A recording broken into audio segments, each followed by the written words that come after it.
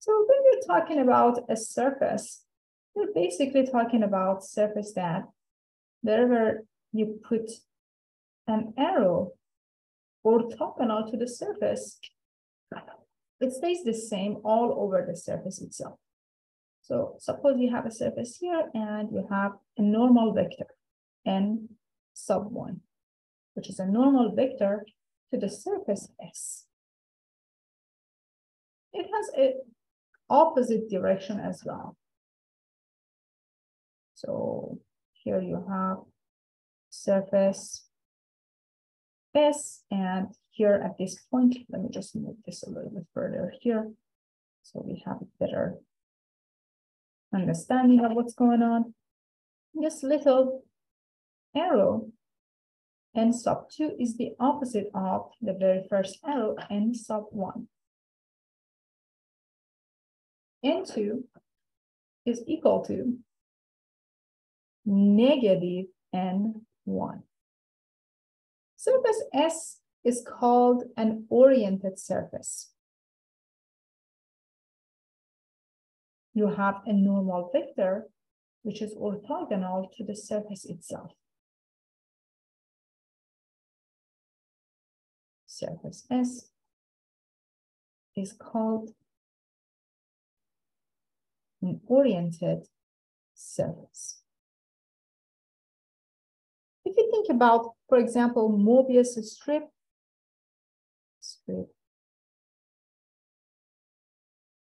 just make sure I have a correct graph for you.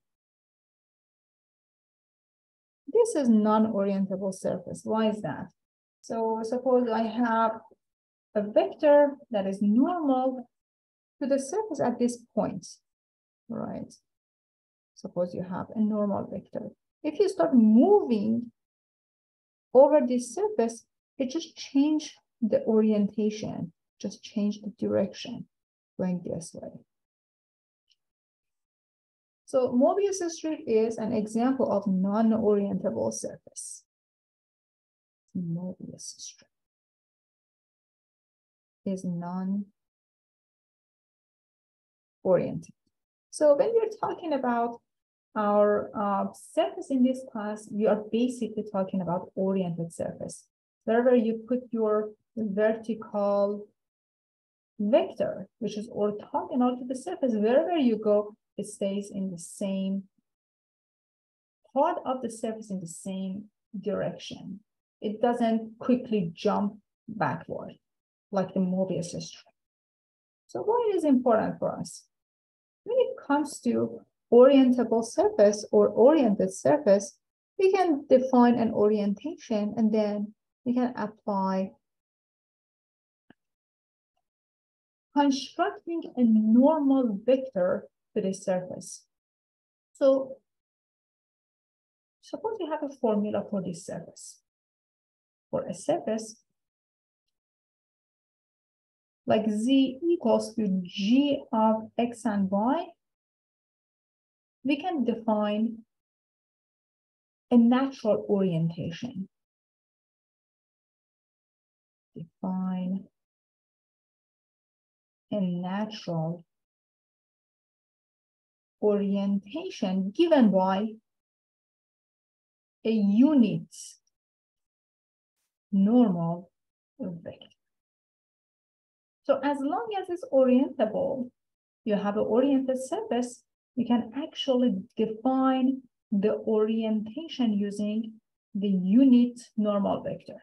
So far you learned that a normal vector,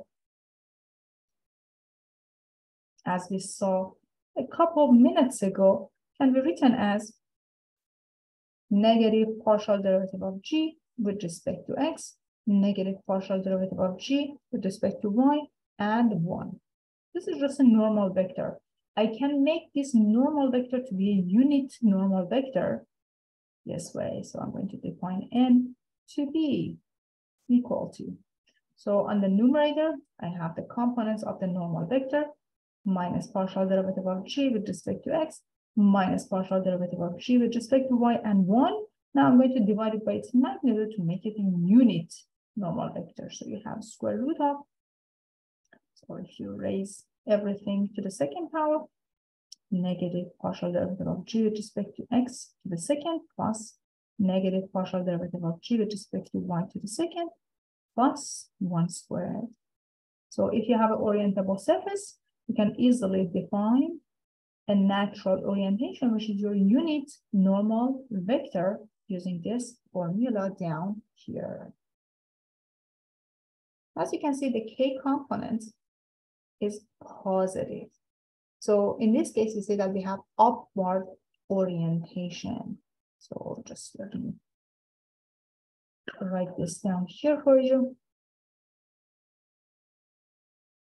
Since